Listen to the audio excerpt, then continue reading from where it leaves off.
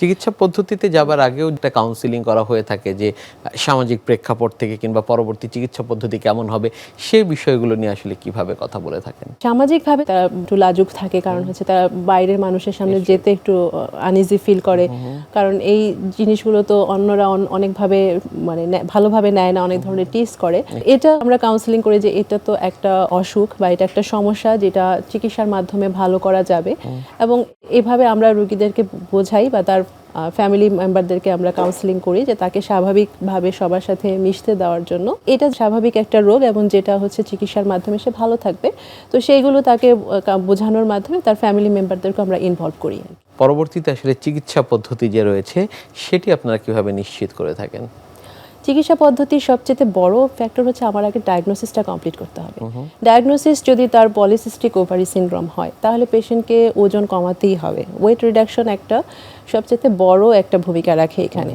এবং যদি আমাকে বলা হয় যে তার এই পিসিওএস এর হার্সুটিজম কমানোর জন্য যদি আমরা রোগীকে একটা চিকিৎসা দিয়ে থাকি সেটা হচ্ছে তার ওজন কমাতে হবে। এরপর হচ্ছে তার মেনস্ট্রুয়াল রেগুলারিটি করার জন্য এবং তার পুরুষালী হরমোন যেটা বেড়ে গেছে, অ্যান্ড্রোজেন এক্সেস থাকে, এই অ্যান্ড্রোজেনকে কমানোর জন্য আমরা কিছু ওষুধ দিয়ে থাকি। ইনসুলিন রেজিস্ট্যান্স কমানোর জন্য আমরা ওষুধ দিয়ে থাকি। আর লোকালি তার অবাঞ্ছিত লোম দূর করার জন্য একটা ক্রিম যেটা লোকালি লোমের মধ্যে ইউজ করি।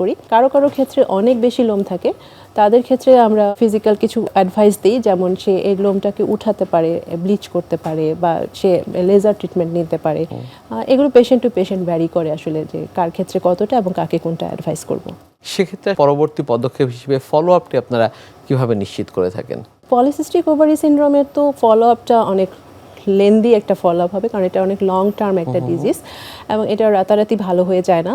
পেশেন্টকে একটা ডিসিপ্লিন লাইফের মধ্যে থাকতে হবে এবং তার লাইফস্টাইল মেনটেন করতে হবে।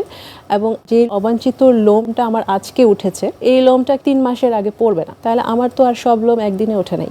তাই এই যে আমার ট্রিটমেন্টের রেসপন্স বুঝতে 6 মাস সময় লেগে যায়, যেটা কমতেছে কিনা বা আমি এই ট্রিটমেন্টটা আমার ইফেক্টিভ হচ্ছে কিনা, এটা বুঝতে বুঝতে 6 মাস চলে যায়।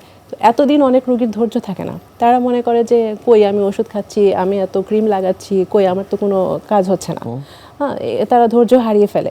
তো এই জন্য আমাদেরকে প্রথমেই কাউন্সিলিংটা খুব ভালোভাবে করতে হয় যে এখানে আপনার অনেক ধৈর্য লাগবে এবং আপনাকে লেগে থাকতে হবে, এই চিকিৎসায় লেগে থাকতে হবে।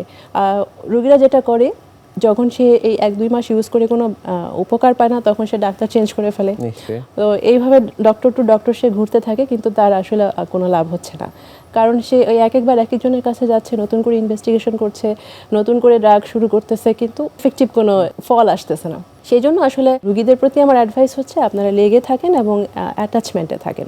ফলো আপটা মানে যাতে রেগুলার করে, এখানে ছেড়ে দিলে হবে না, এটা ধরে রাখতে হবে। আর পিসিওএসটা আসলে কখনো ভালো হয় না, এটা সারা জীবনের রোগ, ডায়াবেটিসের মতো অনেকটা।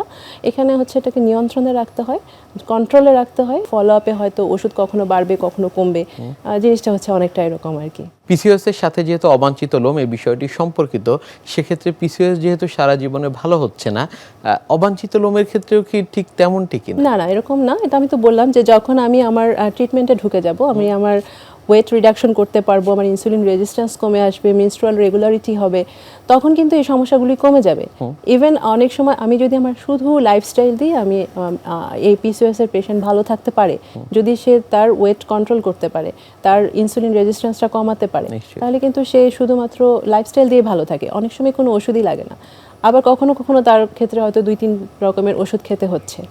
আর এই জিনিসটা হচ্ছে ইম্পর্টেন্ট যে আমার লাইফস্টাইলটা মেনটেন করাটা হচ্ছে অনেক বেশি ইম্পর্টেন্ট।